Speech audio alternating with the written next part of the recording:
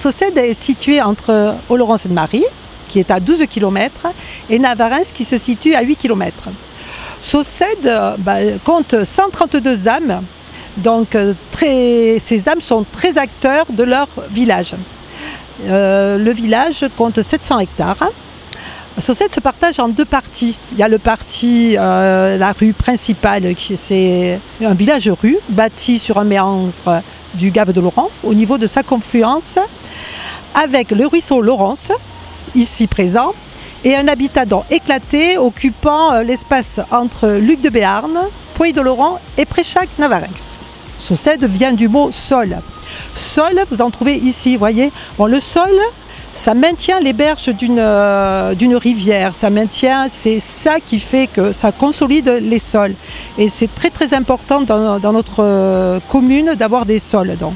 Saucède dépendait de l'abbaye de Luc de Béarn, qui est juste la commune à côté de Saucède. On avait une abbaye laïque à Saucède.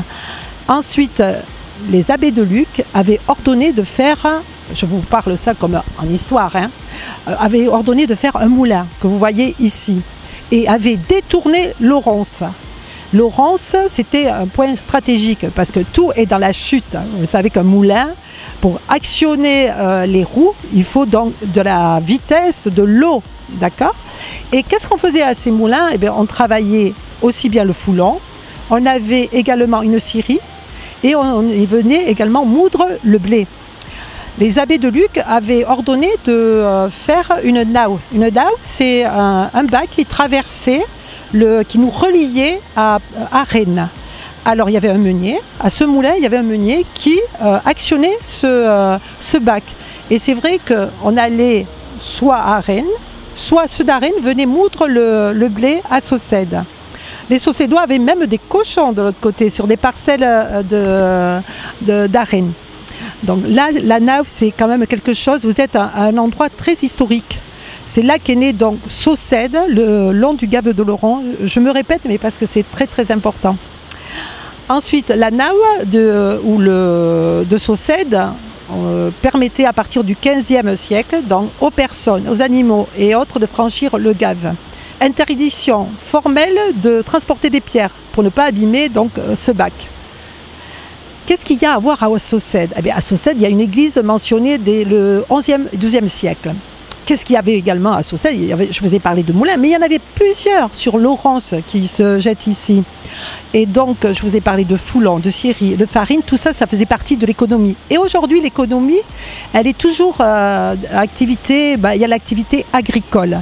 L'élevage, les céréales, le maraîchage, bio, une microcentrale hydraulique, le tourisme rural qui est très important, divers gîtes et chambres d'hôtes, commerce, le commerce du fromage.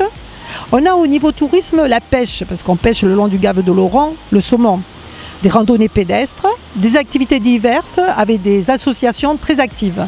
Et les habitants, je le redis parce que c'est très très important dans un village, sont les acteurs de leur commune. Alors l'association Saucé Loisirs a été créée plutôt en 2001.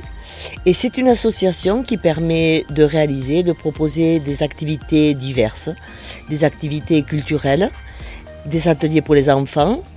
On fait des visites, il y a des activités pour le bien-être. Par exemple, on fait des séances de Qigong qui sont proposées par une très gentille professeure.